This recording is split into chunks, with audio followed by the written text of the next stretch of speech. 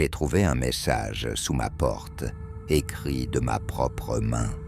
C'était un mardi soir de septembre, vers 22h30, quand j'ai poussé la lourde porte blindée de mon appartement du 16e arrondissement. L'odeur familière de la cire d'abeille, utilisée par Madame Dubois, la gardienne, flottait encore dans le couloir du 4e étage. L'ascenseur émettait ce petit grincement métallique qu'il produisait toujours en fin de journée, quand le mécanisme fatiguait. La journée avait été particulièrement épuisante au bureau. Je travaille depuis 3 ans pour une agence de communication baptisée Créalink, située dans une ancienne imprimerie reconvertie près de la place de la Bastille. Mes collègues m'appellent Thomas le Méticuleux à cause de ma façon obsessionnelle de vérifier chaque détail des facturations.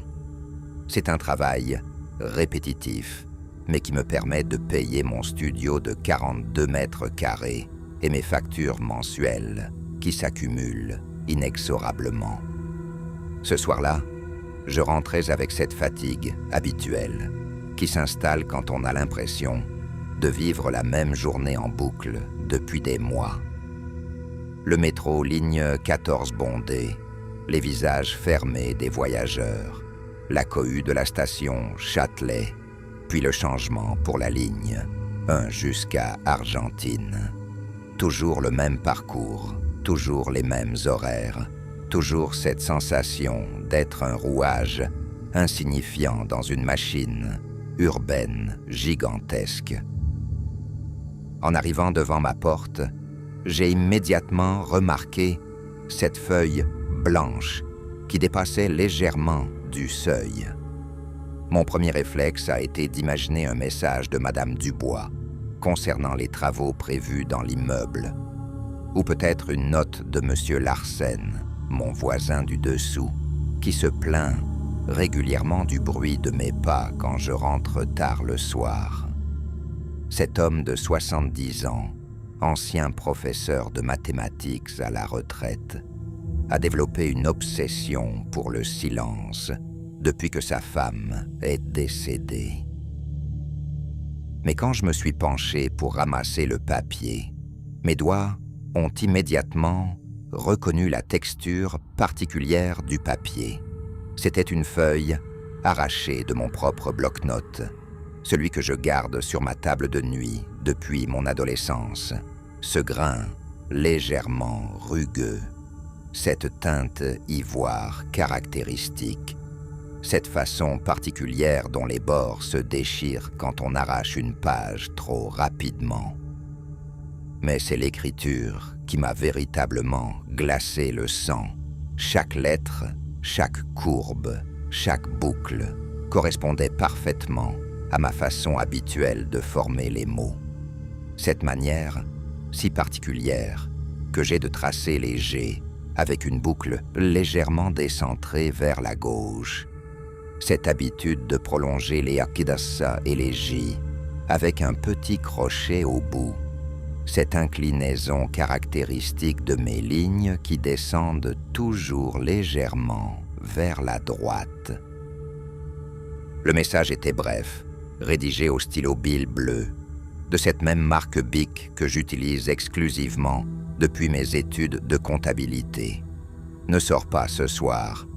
Ils savent que tu sais. Reste chez toi et détruis tes notes. Ta vie en dépend. Et en bas, dans le coin droit, ma signature complète, Thomas Delacroix, tracée avec la même assurance que si je l'avais écrite moi-même quelques instants plus tôt. Mes mains m'ont commencé à trembler de façon incontrôlable. Une sueur froide a coulé le long de ma nuque, imprégnant le col de ma chemise. Mon cœur s'est mis à battre si fort que je pouvais entendre ses pulsations résonner dans mes oreilles. Cette sensation de déjà-vu mélangée à une terreur absolue, comme si mon propre reflet venait de me faire un clin d'œil malicieux depuis un miroir. Je me souvenais parfaitement de ma soirée de lundi. J'étais rentré vers 19h15, après avoir acheté Le Parisien, au kiosque de Monsieur Ahmed, près de la sortie du métro. J'avais réchauffé une pizza 4 stagioni surgelée de la marque Picard, celle que j'achète toujours parce qu'elle me rappelle mes vacances en Italie. Ensuite, j'avais regardé le journal télévisé de 20h sur France 2, puis un documentaire sur les châteaux de la Loire. Vers 22h30, j'avais ouvert L'étranger de Camus, un livre que je relis régulièrement depuis mes études de littérature. J'aime cette prose dépouillée, cette façon qu'a Meursault d'observer le monde avec un détachement troublant. Je m'étais endormi vers minuit, le livre ouvert sur la poitrine. Réveillé à 6h45 par mon réveil électronique, comme tous les matins depuis 5 ans. À aucun moment de cette soirée, je n'avais écrit ce message. Ma mémoire est excellente en ce qui concerne les détails quotidiens. C'est même une qualité professionnelle que mes supérieurs apprécient dans mon travail de vérification comptable. Je me souviens de chaque geste, de chaque pensée, de chaque sensation de cette soirée tranquille. Jamais je n'aurais pu rédiger des mots aussi inquiétants sans m'en rappeler. J'ai examiné minutieusement le papier sous l'éclairage halogène de mon entrée. Chaque détail correspondait à mes habitudes les plus intimes. La façon dont la feuille avait été arrachée, avec ce petit accroc caractéristique en haut à gauche, là où mes doigts s'impatientent toujours quand je détache une page, l'encre bleue royale, exactement de la même teinte que celle du stylo Bic Cristal que je garde dans la poche gauche de ma veste. Même la pression exercée sur le papier correspondait à ma manière habituelle d'écrire. Ni trop appuyée, ni trop légère, avec ces petites variations d'intensité qui trahissent mes moments d'hésitation quand je cherche le mot juste. Comme si quelqu'un avait étudié pendant des mois ma façon de tenir un stylo, mes gestes les plus anodins, mes tics graphologiques les plus secrets. Mon appartement ne présentait pourtant aucune trace d'effraction visible. La serrure fichet à 5 points que j'avais fait installer après le cambriolage chez ma voisine du 2e étage était intacte. Les 3 verrous de sécurité que je ferme religieusement chaque soir étaient dans leur position habituelle. Les fenêtres à double vitrage donnant sur la cour intérieure étaient hermétiquement closes, leurs volets battants tirés comme je les avais laissés le matin. Mes affaires personnelles étaient disposées exactement selon l'ordre maniaque que je maintiens depuis mon emménagement. Mon ordinateur portable d'aile gris métallisé reposait sur la table basse en chêne, fermé et branché sur son chargeur. Mes clés étaient dans la coupelle en céramique artisanale, achetée au marché aux puces de Saint-Ouen, à côté de mon portefeuille et de ma carte Navigo mensuelle. Mes livres étaient alignés sur leurs étagères selon un classement alphabétique que j'actualise régulièrement. Ma collection de BD de Moebius occupait l'étagère du haut, mes romans contemporains, celle du milieu, mes essais philosophiques, celle du bas. Rien n'avait bougé, rien ne semblait avoir été déplacé, fouillé ou consulté par une main étrangère. Et pourtant, quand j'ai ouvert mon carnet de notes personnel, celui que je garde sur ma table de nuit depuis mes 20 ans, la réalité s'est imposée avec une évidence terrifiante. Une feuille manquait, arrachée avec ce même soin méticuleux que celui dont témoignait le message glissé sous ma porte. La page 27 avait disparu, laissant ce petit bout de papier déchiré qui accrochait la lumière de ma lampe de chevet. Je me suis assis lourdement sur mon lit, le carnet ouvert entre mes mains moites. Cette sensation d'irréalité qui accompagne les moments de choc intense, quand le cerveau refuse d'accepter ce que les yeux voient clairement.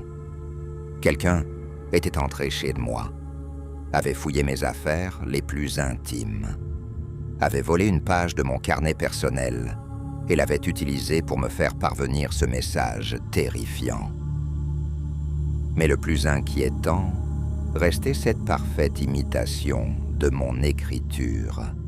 Il ne s'agissait pas d'une contrefaçon grossière comme celle que produisent les faussaires amateurs. Chaque détail de ma graphologie était reproduit avec une précision chirurgicale, comme si quelqu'un avait passé des semaines à étudier mes moindres gestes d'écriture. J'ai tenté de me remémorer les événements des dernières semaines, cherchant un indice, un détail qui pourrait expliquer cette intrusion. Ma vie sociale est d'une simplicité désarmante. Quelques collègues avec qui je déjeune parfois à la cafétéria de l'agence, ma sœur Isabelle que je vois un dimanche par mois, mon ami d'enfance Julien avec qui je joue au tennis le samedi matin au club de Neuilly. Je fréquente toujours les mêmes endroits, selon un planning quasi immuable. Le lundi, courses alimentaires au Monoprix de l'avenue de la Grande Armée. Le mardi, cinéma au UGC des Champs-Élysées, généralement la séance de 20h30. Le mercredi, bibliothèque municipale du 16e arrondissement, où je consulte les revues spécialisées en comptabilité. Le jeudi, piscine municipale de la Porte Dauphine pour mes 40 longueurs hebdomadaires. Cette routine rassurante que j'ai construite après ma rupture avec Céline, il y a 2 ans. Elle me reprochait justement cette manie de tout planifier, de tout contrôler, de vivre selon des horaires fixes. Tu as 32 ans et tu vis comme un retraité, me disait-elle avant de claquer la porte de cet appartement qu'elle trouvait trop petit, trop rangé, trop impersonnel. Mais dans cette existence ordonnée, il y avait bien eu quelques événements troublants ces derniers temps. Des détails que j'avais négligés sur le moment, mais qui prenaient maintenant une dimension sinistre à la lumière de ce message mystérieux. Comme cette conversation étrange dans le métro, la semaine précédente, avec cet homme élégant au costume gris anthracite. Il s'était assis en face de moi dans la voiture de tête, celle que je prends toujours, parce qu'elle est généralement moins bondée. 50 ans environ, visage émacié, yeux gris perçants derrière des lunettes cerclées de métal. Il portait un attaché-case en cuir noir de belle qualité, probablement italien, et une montre Cartier qui scintillait sous l'éclairage blafard du wagon. Pendant tout le trajet de République à Châtelet, il n'avait cessé de me regarder avec une insistance dérangeante. Pas le regard furtif des voyageurs qui s'ennuient et laissent traîner leurs yeux au hasard, mais une observation méthodique, presque professionnelle. Il étudiait mes gestes, notait mes habitudes, analysait ma façon de tenir mon journal, de consulter mon téléphone portable. Au moment où les portes s'ouvraient à Châtelet, il s'était levé brusquement et s'était penché vers moi. Son haleine sentait la menthe et le café. Son parfum était boisé, probablement du terre d'Hermès. Il m'avait murmuré quelque chose à l'oreille. si bas, que j'avais dû tendre l'oreille pour comprendre. Faites attention à vos petites notes, monsieur Delacroix. Certaines observations peuvent être dangereuses. Sur le moment, j'avais pensé à l'un de ces déséquilibrés que le métro parisien génère quotidiennement. La capitale regorge de ces personnages énigmatiques qui vivent dans leur monde parallèle et interpellent parfois les voyageurs avec des propos incompréhensibles. J'avais haussé les épaules, rassemblé mes affaires et j'avais quitté le wagon sans me retourner. Mais maintenant, avec ce message terrifiant entre mes mains, chaque mot de cet homme résonnait comme un avertissement prémonitoire. Il connaissait mon nom, alors que nous ne nous étions jamais rencontrés. Il savait que je prenais des notes, une habitude que peu de gens connaissent. Et surtout, il semblait au courant de quelque chose que j'ignorais moi-même. J'ai fouillé fébrilement dans mes autres carnets, ceux que je garde dans les tiroirs de mon bureau, dans ma voiture, dans ma mallette professionnelle. Partout, des pages manquaient, toujours arrachées avec la même précision chirurgicale, toujours aux endroits où j'avais noté des observations inhabituelles ces dernières semaines.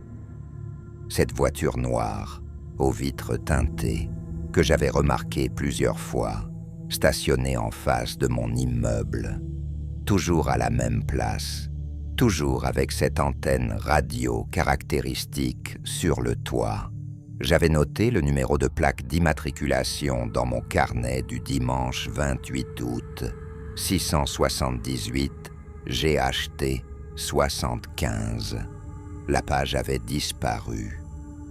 Ces appels téléphoniques étranges sur mon fixe, toujours aux mêmes heures, toujours avec cette même façon de raccrocher dès que je décrochais. Jamais de sonnerie sur mon portable, toujours sur la ligne France Télécom de mon appartement. J'avais relevé les dates et les horaires avec ma précision habituelle. Mercredi 2 septembre à 19h15. Vendredi 4 septembre à 20h42, mardi 8 septembre à 18h58.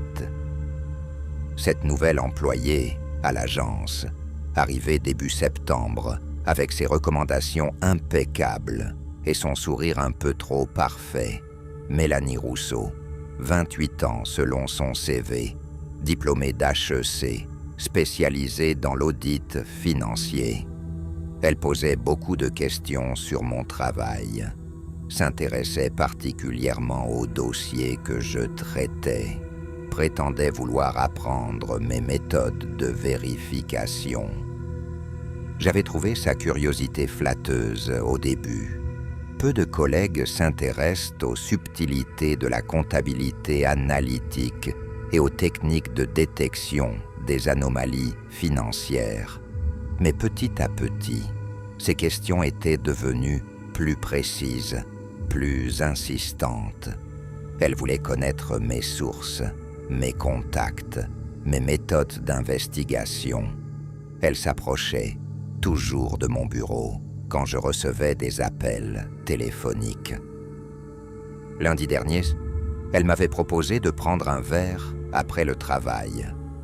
Nous étions allés dans ce petit bar de la rue Saint-Antoine, où elle semblait étonnamment familière avec le patron. Elle avait commandé un martini blanc, moins demi-pression comme d'habitude. La conversation avait rapidement dérivé sur mon travail, mes découvertes récentes, mes projets d'investigation. C'est ce soir-là que j'avais évoqué mes soupçons concernant certains dossiers clients de l'agence, des facturations qui ne correspondaient pas aux prestations réellement fournies, des virements vers des comptes offshore aux îles Caïmans, des montants qui gonflaient mystérieusement entre le devis initial et la facturation finale, des détails que seul mon œil exercé de comptable pouvait déceler. Mélanie m'avait écouté avec une attention soutenue, prenant même quelques notes sur son petit carnet Moleskine noir. Elle m'encourageait à poursuivre mes investigations, me félicitait pour ma perspicacité, me suggérait même de constituer un dossier complet avec toutes mes découvertes. Il faut que tu documentes tout ça, Thomas. Tes observations pourraient être très utiles. Maintenant, je réalisais que cette conversation avait probablement été enregistrée. Le téléphone portable de Mélanie était resté sur la table pendant toute la soirée. Écran allumé, batterie pleine, et ce petit boîtier noir qu'elle tripotait nerveusement dans sa poche, qu'elle prétendait être un inhalateur pour l'asthme, ressemblait étrangement au dispositif d'écoute qu'on voit dans les films d'espionnage. Mon téléphone portable s'est mis à vibrer sur la table de nuit, me tirant brutalement de mes réflexions. Un SMS d'un numéro que je ne connaissais pas, composé uniquement de chiffres 06 78 45 23 91. Le message était lapidaire. « Regarde par ta fenêtre, maintenant. » Mon sang s'est figé dans mes veines. J'ai éteint toutes les lumières de mon salon avant de m'approcher prudemment de la fenêtre donnant sur la rue. En écartant délicatement le rideau en lin beige que j'avais choisi chez Ikea, j'ai aperçu cette même voiture noire dont j'avais noté l'immatriculation. Elle était garée exactement à la place habituelle. Phares éteints, moteur probablement en marche. À travers le pare-brise, je distinguais une silhouette masculine immobile au volant. L'homme fumait, la lueur rouge de sa cigarette ponctuant l'obscurité par intermittence. Il regardait droit vers mes fenêtres avec des jumelles de théâtre, ces petites Zeiss compactes qu'utilisent les amateurs d'opéra. Combien de temps était-il resté là? Combien de soirées avait-il passé à surveiller mes moindres gestes? J'ai reculé, instinctivement, le cœur battant à tout rompre. Cette sensation de violation de l'intimité était pire que si on avait forcé ma porte et fouillé mes tiroirs. Savoir qu'on m'observait depuis des semaines, qu'on étudiait mes habitudes, qu'on notait mes horaires, transformait mon appartement en aquarium et ma vie en spectacle. Le message sous ma porte prenait maintenant tout son sens dramatique. Ne sors pas ce soir. Ils savent que tu sais. Mais qui étaient ces ils mystérieux? Et surtout, qu'est-ce que j'étais censé savoir qui puisse justifier une telle surveillance? Ma vie était d'une banalité désespérante. Je n'avais aucun secret d'État, aucune information confidentielle, aucun contact avec des milieux dangereux. Mon téléphone a vibré de nouveau. Cette fois, c'était un appel direct du même numéro masqué. J'ai hésité longuement avant de décrocher, ma main tremblante au-dessus du combiné. Finalement, la curiosité a été plus forte que la peur. Une voix masculine, manifestement altérée par un modulateur électronique, s'est adressée à moi, avec un calme inquiétant. « Bonsoir Thomas. J'espère que notre petit cadeau sous votre porte vous a fait comprendre la situation. Nous préférons toujours le dialogue à la confrontation directe. C'est plus civilisé, vous ne trouvez pas? » Ma gorge était si serrée que j'ai eu du mal à articuler ma réponse. « Qui êtes-vous? Qu'est-ce que vous me voulez? » Nous sommes des gens qui protègent certains intérêts, des professionnels discrets au service de clients qui préfèrent rester dans l'ombre. Quant à ce que nous voulons, C'est très simple, que vous cessiez vos petites investigations amateuristes sur les finances de votre agence. Je ne vois pas de quoi vous parlez. Mon travail consiste justement à vérifier les comptes. C'est ma fonction professionnelle. Allons, Thomas, ne nous prenez pas pour des imbéciles.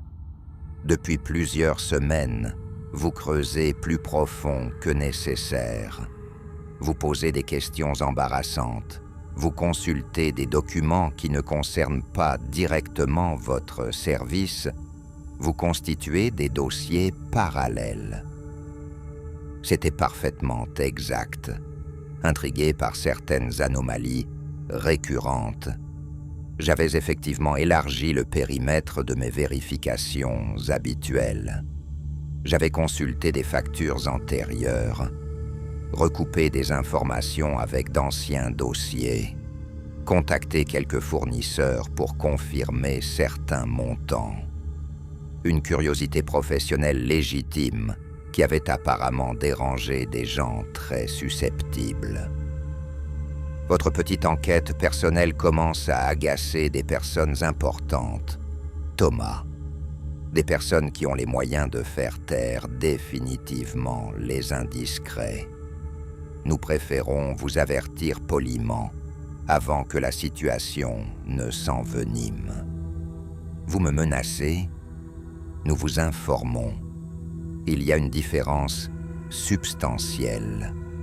Regardez plutôt ceci comme un service que nous vous rendons, un conseil amical de la part de gens bien intentionnés.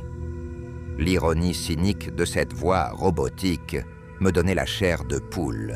Ces gens avaient infiltré ma vie privée, violé mon domicile, usurpé mon identité graphologique, et ils prétendaient agir pour mon bien. Cette inversion des valeurs caractéristiques des organisations criminelles qui transforment leurs victimes en coupables. Que dois-je faire exactement? C'est très simple, Thomas. Demain matin, vous irez au bureau comme d'habitude. Vous détruirez discrètement tous les documents que vous avez rassemblés sur ces petites anomalies comptables. Vous effacerez vos fichiers informatiques personnels et vous redevenez l'employé modèle que vous étiez avant de jouer au détective. Et si je refuse, si je vais voir la police? Un rire synthétique, parfaitement modulé pour exprimer le mépris et l'amusement. Avec quelle preuve, Thomas? Vos précieuses notes ont disparu. Votre ordinateur personnel a été discrètement nettoyé pendant votre absence au bureau aujourd'hui. Nos techniciens sont très compétents en informatique. Bien. Cette révélation m'a assommé. Ils étaient entrés chez moi en plein jour, avaient piraté mon ordinateur, effacé mes fichiers, volé mes documents. Mon appartement n'était plus un refuge, mais un territoire, occupé par une organisation fantôme aux moyens technologiques sophistiqués. De plus, nous avons préparé quelques documents qui vous compromettraient gravement si vous vous avisez de parler. Des virements suspects vers votre compte personnel, des factures fictives portant votre signature, des mails compromettants envoyés depuis votre adresse professionnelle. L'employé intègre pourrait rapidement devenir le suspect numéro 1. Vous ne pouvez pas me surveiller indéfiniment. Nous n'en aurons pas besoin, Thomas. Dans quelques semaines, quand vous aurez prouvé votre coopération et votre discrétion, nous relâcherons cette surveillance, mais nous garderons un œil bienveillant sur vous. Et si vous recommencez à fouiner dans des affaires qui ne vous regardent pas, nous le saurons immédiatement. La communication s'est coupée brutalement, me laissant avec cette tonalité continue qui résonne comme un glas dans les moments d'angoisse extrême.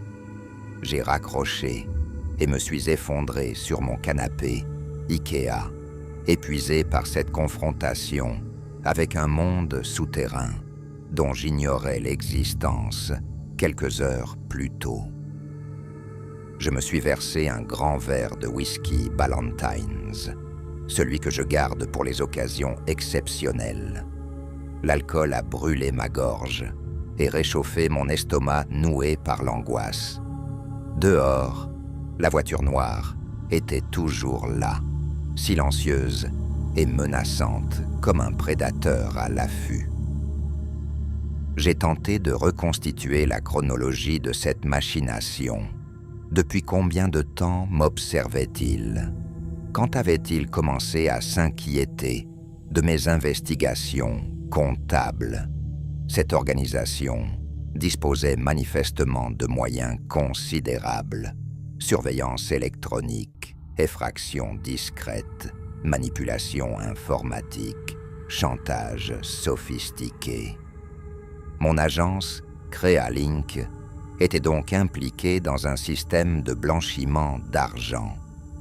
Ces anomalies que j'avais repérées n'étaient pas des erreurs de facturation, mais les traces d'un réseau criminel bien organisé. En voulant simplement bien faire mon travail, en appliquant avec un zèle inhabituel mes compétences de vérificateur, j'avais découvert involontairement une activité illégale d'envergure. Les dirigeants de l'agence étaient-ils complices ou manipulés? Monsieur Bertrand, le directeur général, avec ses costumes 3 pièces et ses manières aristocratiques, savait-il que son entreprise servait de façade à des opérations frauduleuses? Madame Lefebvre, la directrice administrative, si stricte sur les procédures, fermait-elle volontairement les yeux sur ces irrégularités? Et Mélanie, cette nouvelle collègue si curieuse de mes méthodes, était-elle une employée normale ou une espionne chargée de surveiller mes activités? Son sourire chaleureux, ses questions innocentes, sa proposition de boire un verre, tout cela faisait-il partie d'un plan minutieusement orchestré? L'ampleur de cette manipulation me donnait le vertige. Combien de personnes étaient impliquées dans cette surveillance? Combien d'appareils électroniques espionnaient ma vie quotidienne?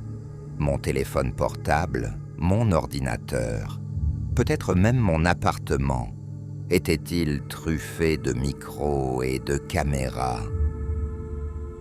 J'ai fouillé frénétiquement mon salon, cherchant les traces d'une intrusion technologique. Derrière mon téléviseur Samsung, j'ai découvert un petit boîtier noir de la taille d'une pièce d'euro, fixé avec du scotch double face.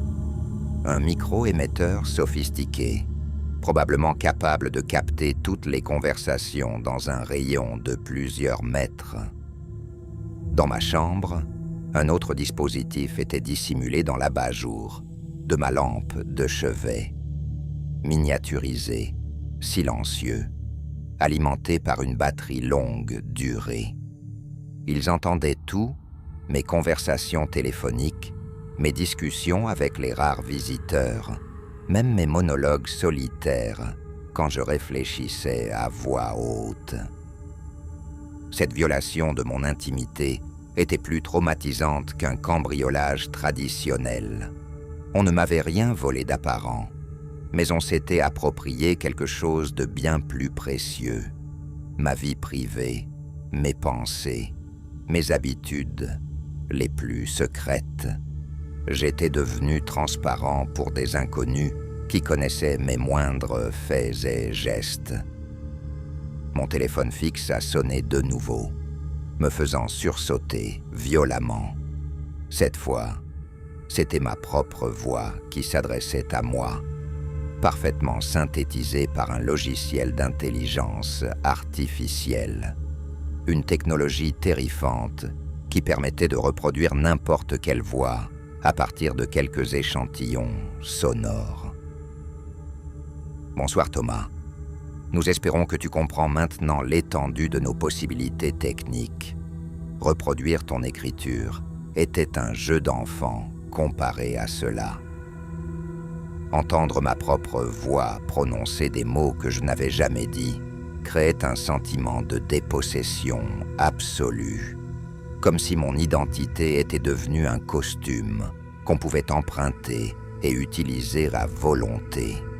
Il pouvait maintenant me faire dire n'importe quoi, signer n'importe quoi, avouer n'importe quoi.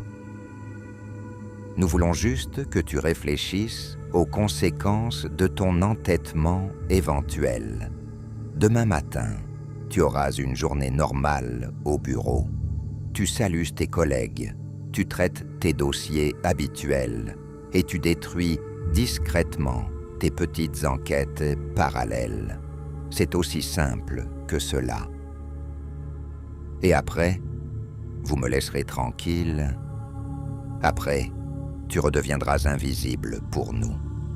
Un employé modèle qui fait correctement son travail sans chercher midi à 14 heures.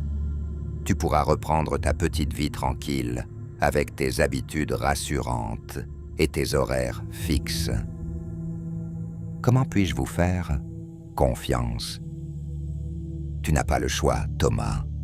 Et puis, nous respectons toujours nos accords avec les gens raisonnables. Notre organisation a une réputation de sérieux à maintenir. Nous ne sommes pas des voyous de banlieue, nous sommes des professionnels. Cette distinction cynique entre le crime organisé et la délinquance de rue révélait une mentalité glaçante. Ces gens se considéraient comme des hommes d'affaires, opérant dans un secteur particulier, avec leurs codes déontologiques et leurs méthodes policées. Le chantage et l'intimidation devenaient des outils de négociation commerciale. Une dernière chose, Thomas. Si tu as des idées héroïques, si tu penses pouvoir jouer au justicier ou au lanceur d'alerte, réfléchis aux conséquences pour tes proches. Ta sœur Isabelle travaille dans cette jolie librairie de Montmartre. Ton ami Julien emmène ses enfants au tennis le mercredi après-midi. Cette menace à peine voilée contre ma famille m'a coupé le souffle. Il connaissait non seulement ma vie privée, mais aussi celle de mes proches. Isabelle et ses 2 enfants, Julien et sa femme enceinte. Tous étaient devenus des otages potentiels de mon obstination éventuelle. Nous n'aimons pas faire du mal aux innocents, mais nous protégeons nos intérêts par tous les moyens nécessaires. Un accident de voiture, une agression dans le métro, un incendie domestique. Les malheurs arrivent si facilement dans une grande ville comme Paris. La communication s'est interrompue sur cette note sinistre, me laissant dans un silence pesant, uniquement troublé par le ronronnement du réfrigérateur et les klaxons lointains de la circulation nocturne. J'étais pris au piège d'un système parfaitement huilé, sans échappatoire possible. J'ai regardé par la fenêtre une dernière fois. La voiture noire avait disparu, mais cette absence était peut-être plus inquiétante que sa présence. Elle pouvait revenir à tout moment, ou être remplacée par un autre dispositif de surveillance. J'étais désormais catalogué, fiché, surveillé par une organisation qui disposait de moyens illimités. Le message sous ma porte gisait toujours sur ma table basse, témoignage tangible de cette soirée cauchemardesque. Ne sors pas ce soir, ils savent que tu sais. Ces mots résonnaient maintenant, avec une clarté terrifiante. Ils savaient que j'avais découvert leur système de blanchiment. Et maintenant, je savais qu'ils le savaient. Mais le plus troublant restait cette parfaite imitation de mon écriture. Comment avait-il réussi à reproduire si fidèlement ma graphologie? Avait-il analysé mes signatures sur des documents administratifs, étudié mes notes personnelles lors de précédentes intrusions, utilisé une technologie d'intelligence artificielle capable d'apprendre et de reproduire n'importe quel style d'écriture? Cette nuit-là, je n'ai pas fermé l'œil. Allongé dans mon lit, tous les sens en alerte, j'écoutais chaque bruit de l'immeuble. Les craquements du parquet de mes voisins, les claquements des canalisations, les ronflements de M. Larsen à l'étage du dessous. Chaque son pouvait annoncer une nouvelle intrusion, une nouvelle escalade dans cette guerre psychologique. Vers 5 heures du matin, épuisé par l'insomnie et l'angoisse, j'ai pris ma décision. J'irai au bureau comme prévu. Je détruirai mes dossiers compromettants. Je redeviendrai l'employé discret et anonyme que j'avais toujours été. Ma curiosité professionnelle avait failli me coûter bien plus cher que je n'aurais jamais pu l'imaginer. Mais une question continuait de me hanter. Maintenant que j'avais découvert l'existence de cette organisation, maintenant que je connaissais leurs méthodes et leurs moyens, pourrait-il vraiment me faire confiance? Un témoin gênant ne reste-t-il pas toujours un danger potentiel, même réduit au silence? Le jour se levait lentement sur Paris, éclairant progressivement les façades haussmanniennes de mon quartier. Une journée ordinaire commençait pour des milliers de Parisiens qui ignoraient qu'au cœur de leur ville, des organisations fantômes manipulaient les finances, corrompaient les entreprises et terrorisaient les témoins involontaires. Dans quelques heures, je reprendrai le métro ligne 14. Je regagnerai mon bureau de Créalink. Je saluerai mes collègues avec mon sourire habituel. Mais rien ne serait plus jamais comme avant. J'avais franchi une frontière invisible entre l'innocence et la complicité forcée, entre la vie normale et l'existence sous surveillance. Le message sous ma porte, écrit de ma propre main par des inconnus malveillants, marquait la fin de mon ancienne vie et le début d'une existence où chaque geste serait observé, chaque parole analysée, chaque pensée soupçonnée. J'étais devenu le prisonnier invisible d'un système que je ne comprenais pas entièrement, mais dont je connaissais désormais la redoutable efficacité. En me préparant pour cette journée décisive, je réalisais que des milliers de personnes vivent probablement la même situation que moi. Des témoins involontaires, réduits au silence par des organisations criminelles sophistiquées, des employés honnêtes, transformés en complices malgré eux, des citoyens ordinaires pris au piège de systèmes qu'ils n'ont pas choisis.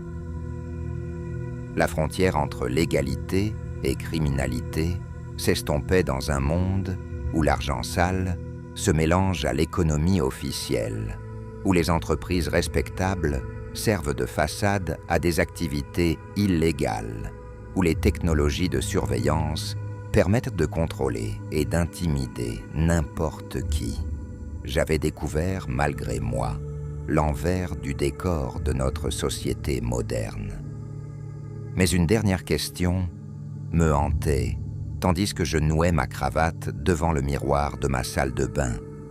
Et si ce message sous ma porte n'était que le début d'une histoire bien plus complexe, et si cette organisation avait d'autres projets me concernant, et si ma coopération n'était qu'une étape dans un plan dont j'ignorais les véritables objectifs?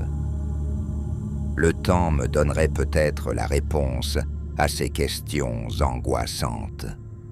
Ou peut-être Resterai-je à jamais dans l'ignorance de ce qui m'était vraiment arrivé cette nuit-là, quand j'avais trouvé sous ma porte un message écrit de ma propre main par des fantômes aux intentions inconnues.